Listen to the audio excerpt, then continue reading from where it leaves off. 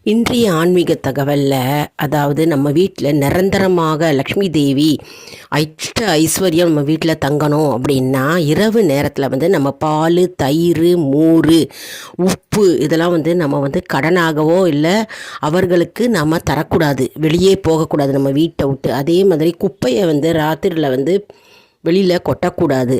அதனால் இரவு நேரங்களில் நாம் இந்த வெள்ளை பண்டங்கள் நம்ம மற்றவங்களுக்கு கொடுக்கக்கூடாது. அவர்களே கேட்டாலும் சரி, பால், மோர், தயிர் இதெல்லாம் லக்ஷ்மி கடாட்சம் நிறைந்தது.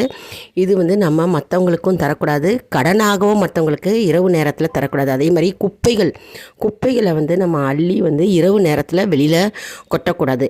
பகலுன்ற ஒரு நேரம் இருக்குது, அந்த நேரத்தில் தான் நம்ம குப்பையில் கொட்டுறதும் பெருக்கிறதும் வீட்டை சுத்தம் பண்ணுறதும் பகல் நேரத்தில் நம்ம செய்யணும்.